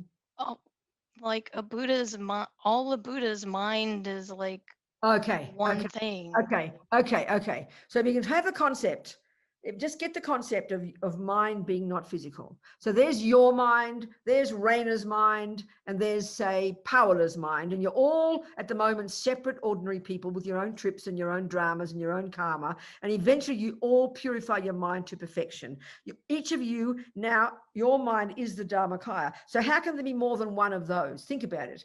They say, like in Christianity, there's only one God. Think about the concept the idea of billions of individual separate beings is already dualistic. By the time you've purified your mind utterly, your wisdom it knows everything as it exists. Your mind pervades the universe. Your mind has infinite empathy and compassion, and so does mine, and so does Raina's. Then there's one of those. It's not as if it's there already and we kind of merge with this cosmic consciousness. It's that we become the same Dharmakaya. You could argue like that. But then there are billions and billions of individual bodies that all the different Buddhas manifest in, billions of forms to benefit sentient beings all bopping around the universe. Yeah, I'm trying to, because like thinking about like my Lama Yeah. who's died yet, so Yeah. he's not in that form anymore. No, but his mind, if he's a Buddha, his mind is existing right now, pervading wherever you are, where everything is. And when you become that's why, Catherine, and this is very similar to the Hindu one, that's why a major component in your practice is to open the heart and to have this incredible incredible devotion, based on your own intelligence, using the right people to be devoted to. And by utilizing this idea of merging, you have the deity out in front of you, you have the Buddha out in front of you, and it is your Lama. And then at some point you bring Tara, whoever, into you, and you become, and there's this idea of you merging with your Lama's mind and the Buddha's mind. It's very delicious, very tasty, conceptual thoughts to help us do exactly that job. Yeah. It's a skillful tool. Devotion is a very major tool, It just makes me cry all the time. I Right. can't figure out what it Well, is. that's It's not very nice. sadness, but I'm just like, Good. it That's makes me wonderful. so emotional. That's good. It's fantastic. So you keep practicing, honey. You become oneness with your guru's mind and oneness with the Buddha's mind and oneness with the minds of all the Buddhas in the universe. How exciting. Then you can teach us pure, delicious flamenco. Okay? Yeah. Thank you so much, Catherine. Thank you, darling girl. Who else? Nobody else? I have a question, Robina. Yes, sweetheart. You mentioned How's your something. daddy, darling? Her daddy is very old and got My- COVID. And he's Yeah. 90. How is he, sweetheart? Actually, today was a good day. Good. He might be getting better. They actually think they might be able to take him off the intubation. How old is he? 90 something? 90. Yeah. He must have still petrol in his non-killing karmic petrol tank. He's got more years to live. Isn't that wonderful? I hope so. Oh, it's amazing. Good. Those prayers you got done at Kopan. You got prayers done at Kopan? Yes. Must have helped. I Good, did. darling. I'm so happy, Wendy. That's wonderful. We have the whole city of New York praying for him. Good, sweetheart. That's incredible. Anyway, it's good. Fine. He's Good. Go, darling. I think today was a good day. I'm very happy. I had a question. You mentioned that if somebody is yelling at you or something, you can actually see them as the deity. Could you actually, if you see anger or pride or jealousy arise in your own mind, Yeah. could you also then kind of see it as a deity in terms of Yes, that's the whole point, darling. That's why these more advanced practices, that's what literally, when that's exactly what utilizing the delusions is, because you realize that they're empty. You realize it's the delusion, but you know it has no intrinsic nature. So when you identify with, say, Vajrayogini, this gorgeous naked red lady who's totally divine, and she's a manifestation of purified desire. So it's by you having your desire, your attachment, you imagine that is what turns into Vajrayogini. Exactly. So that's fascinating. It is fascinating. Agree. It's delicious. That's why you've got to have some renunciation. You've got to understand karma. You've got to understand the delusions. You've got to understand emptiness. You've got to have bodhicitta. The wish to do this is to benefit others. Otherwise, it's very captivating and you lose the plot, I also Fully focused on compassion. it's a lot because I do theater. It's Yeah. a lot like acting. That's an interesting point, isn't it? It's very much like embodying a role. There you go. You should talk to Jamie. Jamie's do you know Jamie Lloyd? He's a West End director. He was in New York a few times. There's Wendy. Did you meet Jamie who was in New York? There he is. He's above up there. Can you see him? He's he's famous in the West End. Hi. But anyway, it's so interesting. Okay, thank you. Good. No, you're right. Exactly right. It's true. That's what I found. There's a friend of mine in Melbourne. She's an actor Kim, and she's a student of Lumbers Opus, and she has a studio, a school for actors, 16th Street Studio. And every year I always give a course there for Buddhists, but she always gets me to give a talk to her students, her actor students. And I never thought of acting before, but it blew my mind talking to these actors, these young actors, because, you know, it's obvious an actor has to absolutely understand a person's mind. And they're blissed out with this idea of taking the garbage and doing with compassion, having it as a basis to help other people understand. I mean, they were just, and it was such an and wonderful experience for me to talk to these young actors, you know. They really got the concept of seeing yourself as Tara. They really just was so, and it was I had a very wonderful time talking with them, doing these kind of workshops, you know. It was so delicious. You're absolutely right. And that literally is what very much Tantra is faking till you make it. You've got the end result. You visualize exactly, like, I mean, you know, if you have to play a role of a maniac, you've got to know exactly how their mind works. And if you've got to play a role of a CEO, you can't pretend to be a CEO. You've got to know every inch of their mind. That's exactly what you're doing to do. You visualize yourself as Tara. You visualize yourself as the Buddha. And it's a powerful cause to become that, especially transforming all the delusions. Exactly, Wendy. Thank you. Thank you for helping me with my dad. Yeah. Oh, it's a total pleasure, sweetheart. I'm so happy, so happy. Go on, people. Any other questions? What time is it? 8:30. Another 30 minutes. Come on, people. Any questions? Venerable Robina, can you hear me? I can. This is Erika. Okay. Last time you mentioned that attachment is a conceptuality that exaggerates qualities. But when combined with intelligence, exaggerates the delicious qualities. Anger exaggerates the ugly qualities. They all exaggerate something. And when attachment is combined with intelligence, it enhances the brilliance of the senses. That could be creating super creativity. That caught my. Could you elaborate a little bit more on that, please? Well, it's interesting. We've got to really just try and analyze. Okay, we've got to go into it in more detail to try and just think it through. Okay. So first of all, we tend to be very kind of gross in the way we describe a person. We sort of maybe, you know, that we think one or two of their qualities. So we say, oh, that's a very creative person. There's a very angry person. There's a very jealous person. And we can do that. We can generalize people. But when we start to understand the components of a person, then if we look at the person's mind, which is what we're thinking about here, forget their body, we look at their mind. A mind is made up of hundreds of very precise different states of mind, all working together. Aida, do you understand? So if you've got first you've got the delusions, and as we know from our discussions about the mind, Buddha divides all the states of mind into three categories: the I-based, fear-based, ego-based neuroses that are distorted and delusional and the cause of so much pain and suffering.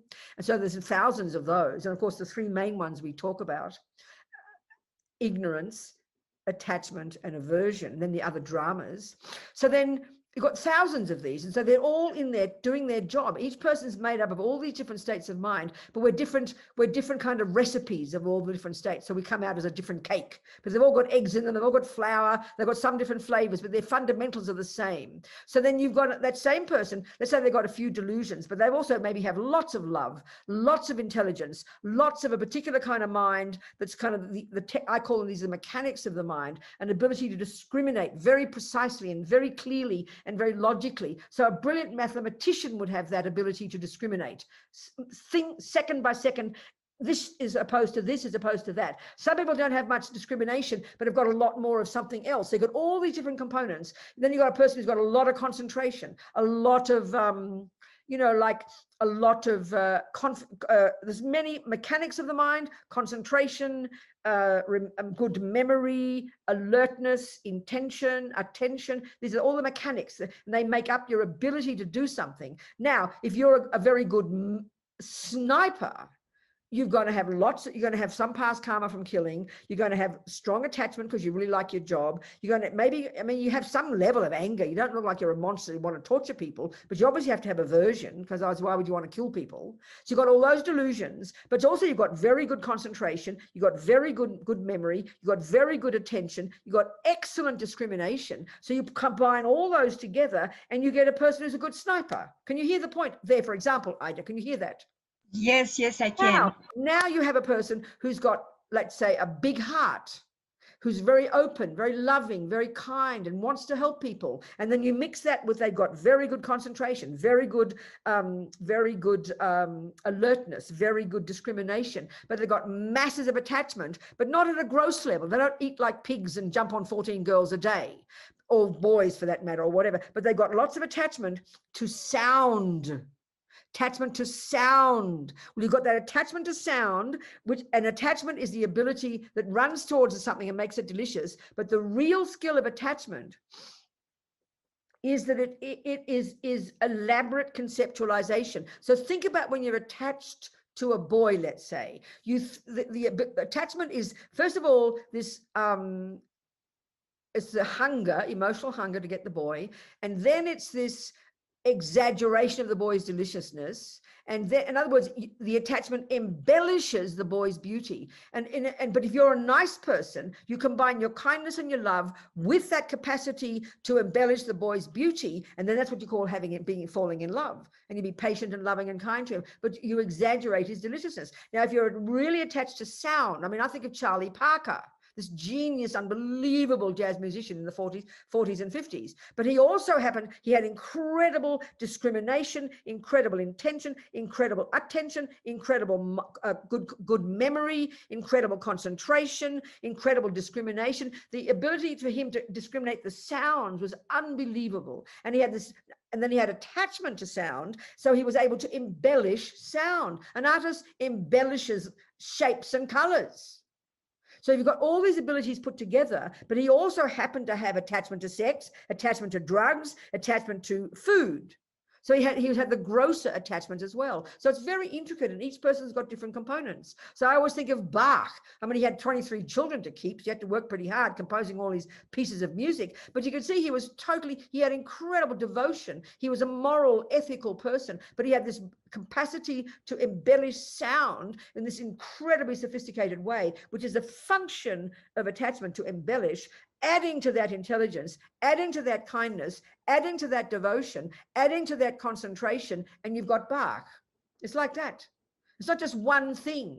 It's all working together to produce the person. And when we're really good Buddhists, doing the job really properly, we have to have that level of precision and analysis and precision to know every part of our damn mind. We're not talking the brain here. We're talking our own cognitive process. This is what being your own therapist as a Buddhist means. Not just being vaguely mindful and watching your bloody breath and thinking you're a good Buddhist and get a nice feeling. It's so gross.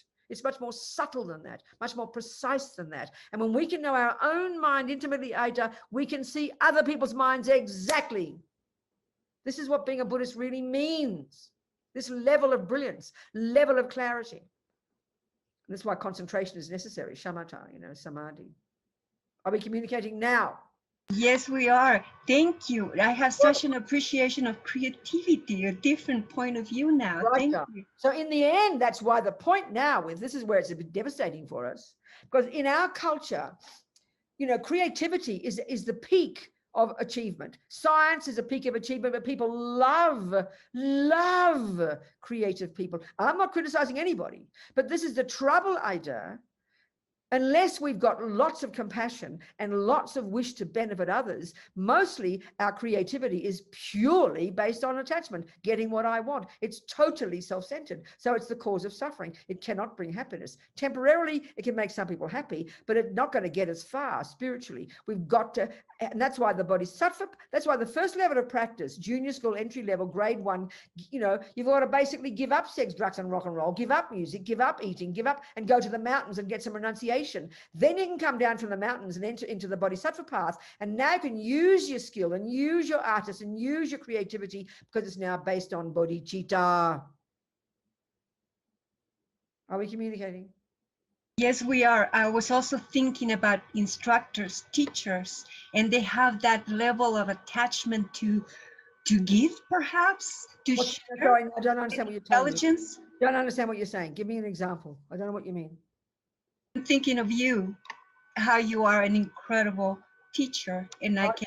I mean, I don't talk about me. I don't know about me, but I'm just whatever. I mean, yeah, okay. We've all got attachment until we're highly realized. So that's why if on the bodhisattva path we can, and not to mention the tantric path, we can utilize the attachment.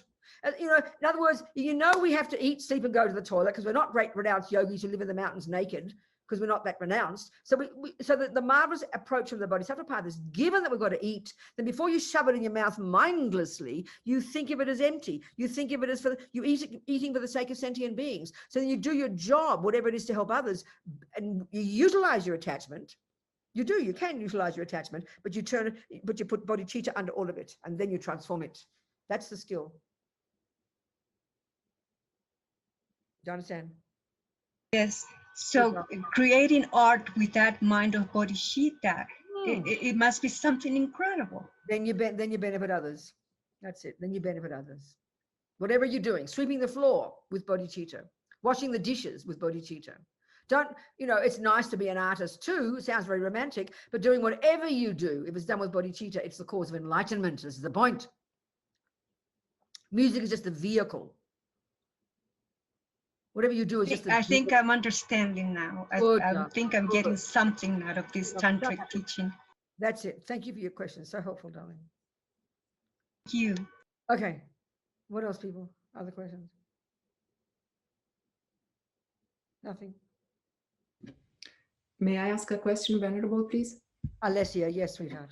Thank you. Going back to Wendy's question, can you please give us an example of how actually a person who is a tantric practitioner would, of course, would have to be advanced, but would act when anger arises, and then would imagine them to be... A tantric yogi who is advanced would never get angry. That's the point, the difference. Okay. Wendy's talking about ordinary people like you and me who do have the anger, who do have the jealousy. If we can understand it's empty, understand, how it's causing us suffering, have renunciation, and realize this is how we are, then in our mind, when we meditate, we can imagine that jealousy transforming. We can imagine the attachment transforming. In your daily life, to do it in relation to others, that's dangerous because we don't have control. But if you're a yogi, you do not have attachment, you do not have anger, you do not have jealousy. But because you're in a human body and you have a mind, you can pretend to have it. So a greatest yogi who's got no anger would easily show anger totally based on compassion. There wouldn't even be a fraction of anger in their mind. But we as ordinary practitioners, knowing we've got that jealousy, then we just think of it as being Ratnasambhava. We've got attachment, we think of it as being Vajrayogini. In your mind, you imagine and you make aspirations. May I utilize this attachment? May it turn into Vajrayogini? That's in your own personal meditation. But you watch yourself like a hawk in the daily life. But if you're a highly evolved practitioner, you wouldn't have those, but you can show them for the sake of others.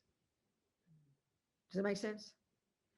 Alessia, still not clear. I'm not sure that I understand this, because I can understand the example of attachment, but with anger, I find it more difficult. Well, of course, darling, that's that's what I'm saying. No, Alessia, yeah. That's my point, sweetheart. You would not, a person who's uncontrolled, let's say we're uncontrolled and our anger blurts out, that we can't transform it at that moment. That's just done. You've done the damage. You've hurt the person.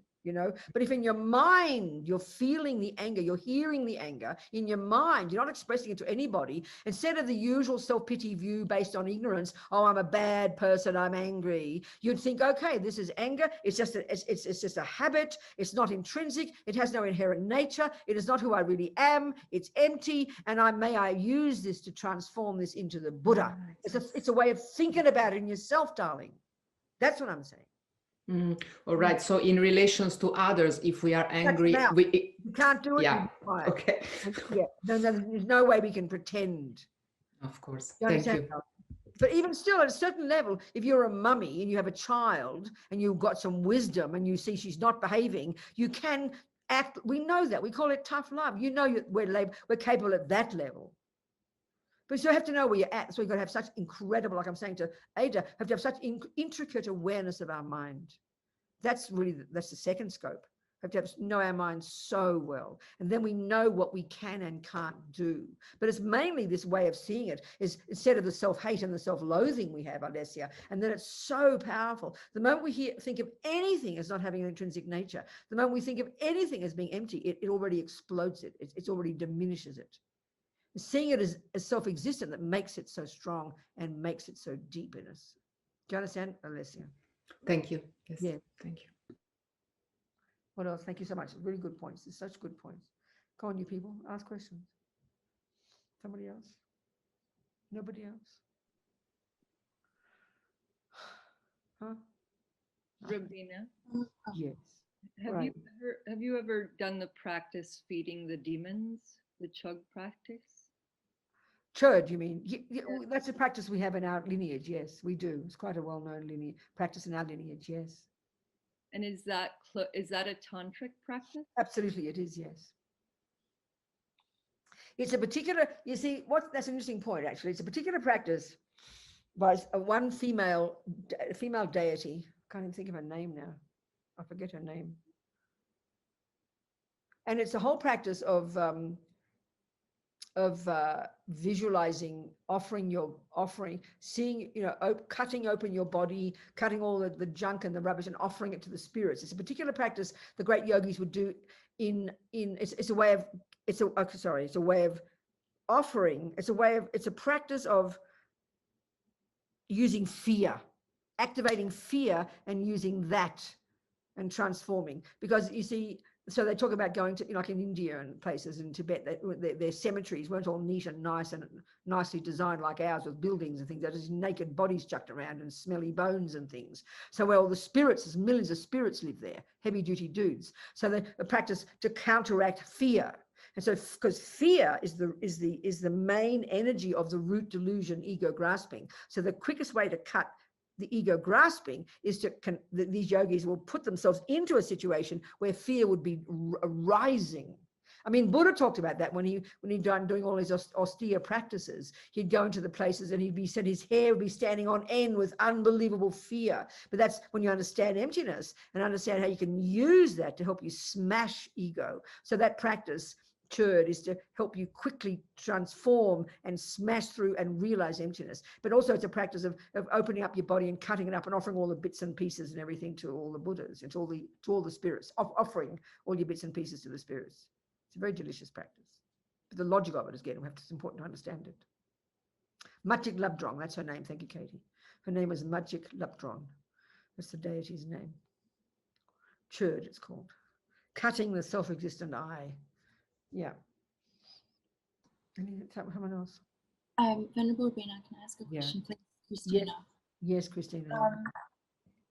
I just have a question about the preliminary practices. Yes. Nandro. Do we ask our teacher about those? Is it? Everyone's different, Some people, like if you wrote to Lamas over, he'll give you your life's practice. He'll tell you do 400 million this and 300,000 that, so you've got the lot. So different people take different approaches, Yeah. One man was given, one practice is called, this is an aside now, Christina. One practice is called, it's this three, as people will know, it's a 3-day fasting retreat called, what's it called? I'm losing my memory. What's it called? What's that practice called? Nyungne. Nyungne, yeah. Nyungne. It's a fasting retreat, and it takes 3 days for each one. And this one man at Kopan Monastery, fairly new student, went to see Lama Zopa and asked him for a practice. And Rinpoche told him to do a certain number of these nyungnes, and he didn't have any idea what it meant. And someone did the calculation that it would take him from this day, if he started today, it will take him about 3.5 lifetimes. So he was quite surprised. So. Anyway, But as in general, Christina, yes. And then depends on your teacher and what you want and all the rest. Okay. Okay. Because you mentioned about learning to play the backhand.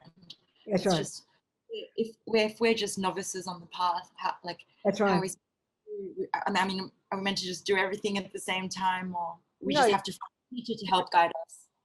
Yeah, I mean, the thing is, this is what's interesting. As a Tibetan Buddhist, you can do all the practices. You could have junior school, which is controlling your body and speech, living by the laws of karma and watching your mind, becoming your own therapist. You go to do bodhicitta, you do all the practice of compassion, you go to Tantra, and you can have all the initiations. You can have every tool under your belt, and you would do a bit of all that every single day.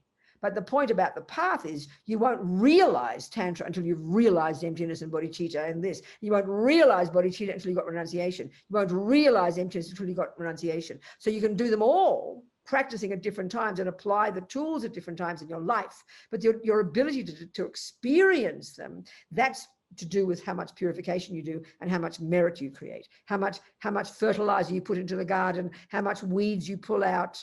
And that's the skill of, that's what all the preliminaries are for, as well as connecting you to the Buddhas. So yeah, so then, you know, you write to your teacher and find out what's beneficial to do. And with the preliminary practices, does that also include what we've been discussing about noticing anger arise? And That's called practice. That's not a preliminary. That's called practice. That's called hitting the backhand. okay, got it. And the ability to do that is based on the preliminaries. Do you understand? Okay. That's the actual job. In fact, the actual job of being a Buddhist, Christina, from here to Buddhahood, is changing your mind. That's it. That's it. Everything else supports you. Do you understand? Yeah, I understand. Thank you. Okay. What else, people? Oh, nothing else. I have to finish early.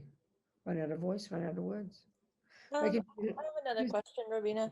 Who is that? Amy. Good, Amy. Talk to me, darling. So whenever you are looking to get tantric vows, I know before COVID, I would definitely see more announcements of different vows being given, but Sorry, I'm a bit vague about what you mean by vows being given. You don't give vows. You take vows when you take an empowerment. No, sweetheart. not the vows then. Pardon? I think I'm wording it wrong. Like Yeah. I think if you're looking for tantric initiations, maybe that's the right word I'm looking for. I think I used to just see more of those events for those online years ago, but I haven't noticed them as much the past couple of years. Normally speaking, you would never do them online, darling. You must have them in person. It's only now this whole Oh, no, I'm sorry. I meant just the advertisement, I guess, in a sense, for the in There person. would not be advertisements, darling, if you're not having initiations, because to have an initiation, you need to go somewhere to do it. Normally, you not do those things online. That's why there's no advertisements for them. It's very simple. I guess I would just see that once in a while that someone that a Rinpoche would be giving a But I'm telling you now, there can't be that now because you can't go to places, can you? That's why you won't see any advertisements for initiations, because you've got to go to places to get them personally. Oh yeah, I understand that, especially. What's your question then? Why are you asking the question? What's your question, sweetheart? Oh no, I've just noticed that I haven't seen those types of Do you know why you haven't? What's the reason you haven't seen them? Well, other than karma? No, but I explained the reason. You said you understood, but you seem to have repeated the question, so I don't think you understand. So tell me why what did I tell you now? Why did I say, of course you're not going to see any advertisements for that now? Do you know why not? Oh, other than the pandemic? Is that what you're saying? I'm asking you why you think right now you're not seeing any advertisements at centers for lamas giving initiations. Why? I gave you the reason, but maybe I said it too quickly. What did you understand from what I said as the reason for why you won't see any of those now? Why would that be, do you think? Oh, because you need to go in person. I heard that part. Well, that's the point. So then that's the answer to your question, isn't it? Yeah. Oh no, for right now. I was just saying that I'd noticed it's been a couple of years since I'd seen those type of announcements. But why are you saying that when you know the reason why you're not going to be seeing them? Why are you telling us that? Oh, I just didn't. Answer a question. No, I was just wondering why that there wasn't as many that I had seen over the past couple of years, not just because of the pandemic. But you don't know why there's no. So you don't know the reason still why. Oh, well, I guess I just thought maybe it was I understood why it wasn't happening during the pandemic because we shouldn't be seeing each other because of COVID. But there's no more to ask. That's the reason. Oh, I mean pre-pandemic even, like say like back in 2019 and what are you saying about 2019 then? What are you saying now?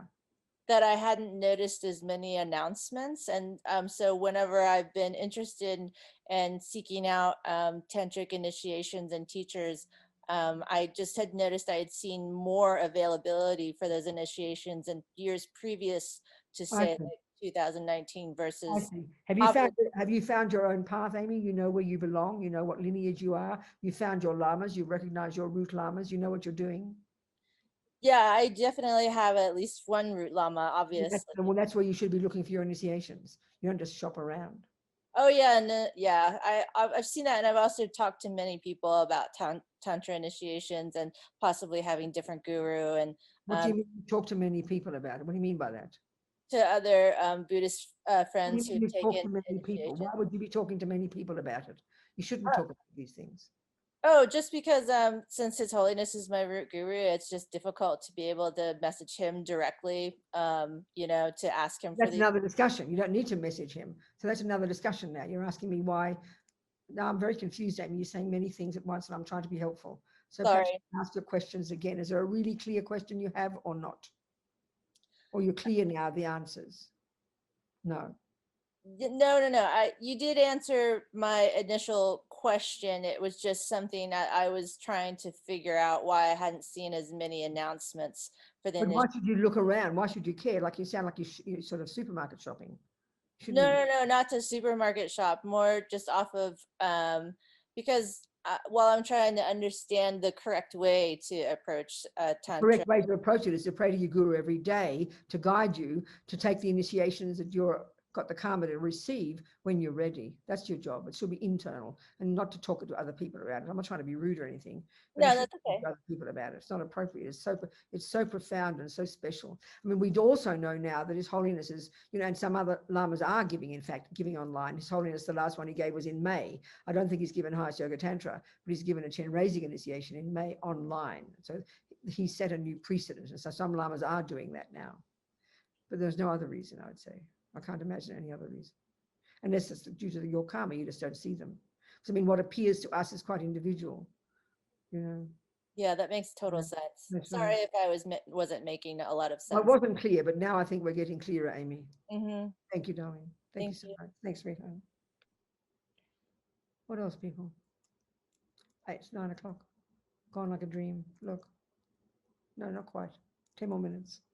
We can do a little meditation, maybe.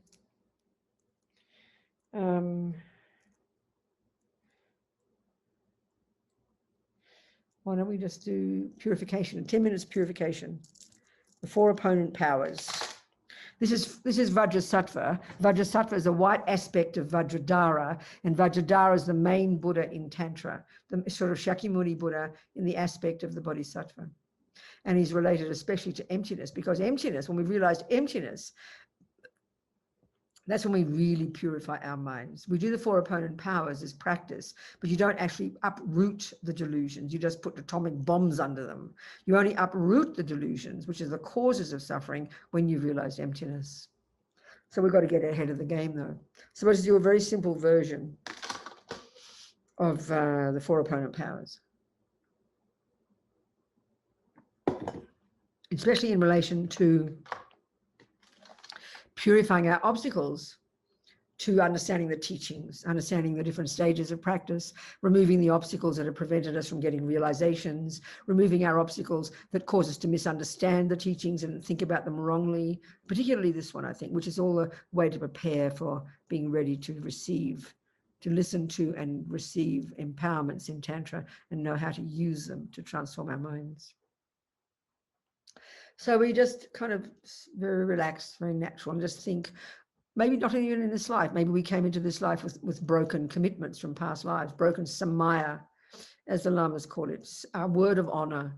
So one of the crucial things in Tantra especially is that we keep our vows, our lay vows, our bodhisattva vows, our tantric vows, our various commitments, which means we have to know them.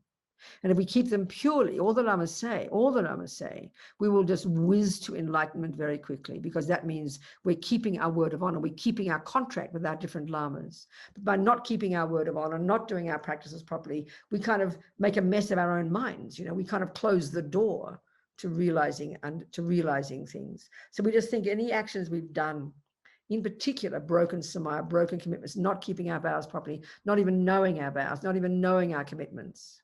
Right.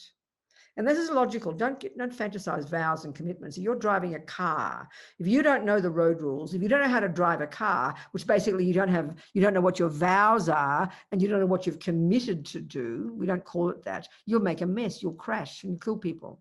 So it's sort of to learn everything we learn, you've got to know what not to do, and you've got to know what to do. But we hear it as judgment and punishment and reward and punitive, but that's our mistake. So think of anything we've ever done, not broken our vows, we've broken our vows, weakened our vows, not kept them properly, not kept our bodhisattva vows. I mean, who studied their bodhisattva vows? Most of us have not memorized the 18 root vows and the 46 secondary vows. Most of us haven't memorized the 14 root vows and the various sets of the different secondary vows, and not to mention all the commitments, the 19 commitments to the five Buddha families, the different commitments in relation to Tsog. We don't know them. We're just lazy, you know. So all of this, all our weakening of our own samaya, the blocking of our own minds, basically, the blocking of our own realizations, we do it to ourselves.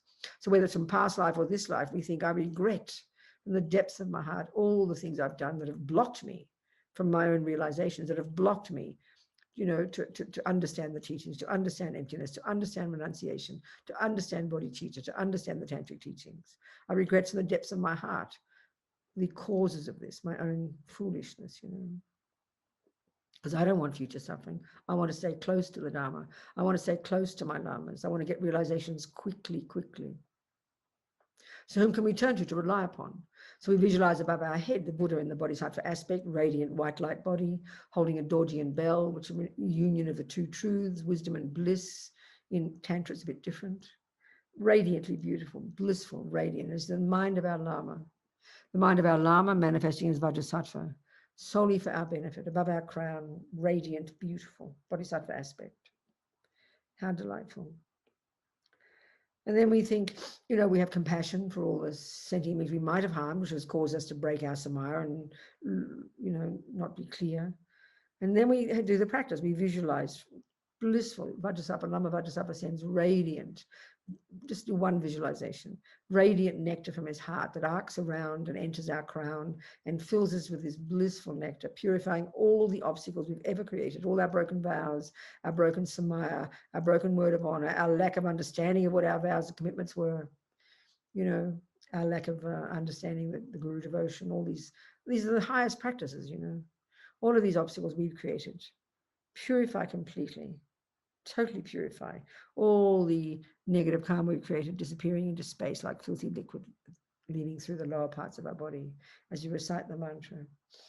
Om Vajrasattva Samaya Manupalaya Vajrasattva Chenopatita Dido me bawa Sudoshayo me bawa Subhakashayo me bawa Anorata me bawa Sarvasiri me prayatsa Savakama Sitsame Sidam Shriyam Kuru Hung Ha ha ha ha ho Bhagavan Sarva Chacha Gata Vajramami Mutsa Vajraba Mahasama Sattva Ahum Pe Om Vajrasattva Samaya Manupalaya Vajrasattva Chenopatita Dido me bawa Sudoshayo me bawa Subhashaya me bawa Anorata me bawa Sarvasiri me prayatsa Savakama Sitsame Sidam Shriyam Kuru Hung Ha ha ha ho Bhagavan Sarva Chacha Gata Vajramami Mutsa Vajraba Mahasama Sattva Ahum Pe Om Vajrasattva Samaya Manupalaya Vajrasattva Chenopatita Dido me bawa Sudoshaya me bawa Subhashaya me bawa Anorata me bawa Sarvasiri me prayatsa Savakama Sitsame Sidam Shriyam Kuru Hung Ha ha ha ha ho Bhagavan Sarva Chacha Gata Vajramami Mutsa Vajraba Mahasama Sattva Ahum Pe.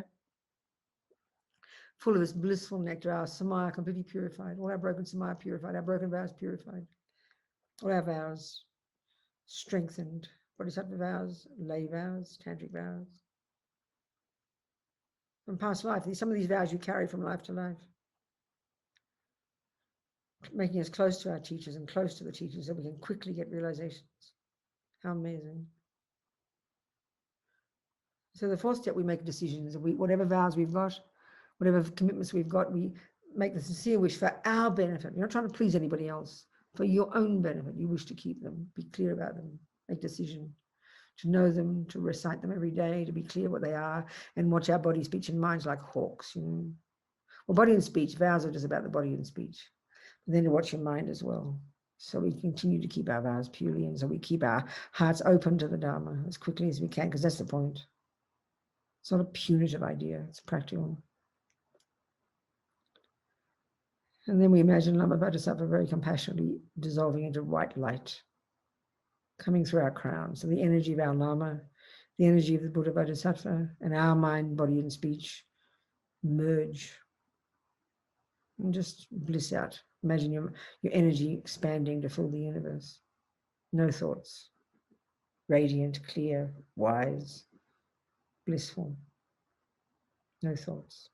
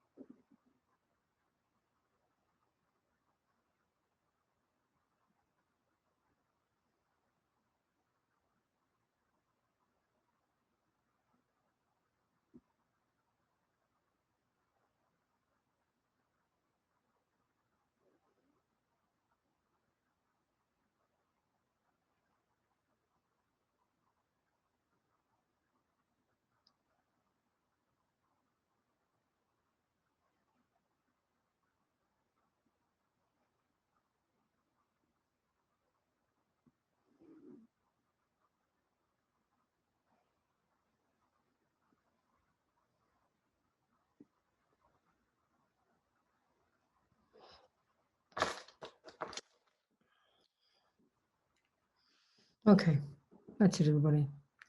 We delight, it's 2 hours. Any thoughts? All the seeds we've planted, none go astray. We dedicate that they all, we nourish them with second forward with all our practices and with our effort to learn, to study, to understand, to have confidence. From the Tantric point of view, have confidence in your own amazing potential, in your bliss, in your potential, in your marvelous mind, in your qualities, in your future Buddha.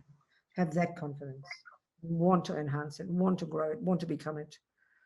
Jangchub Semchog Rinpoche, Ma Ke Panam Ke Guchi Ke Panyampa, Me Pa Yang, Gong Ne Gong Du, Pewa Shog. And may we never develop even for a moment wrong views towards the deeds of our most precious lamas, our gurus, with faith and respect, gained from seeing their goodness. May their full inspiration flow into our hearts. Thank you, darlings. Much love, everybody.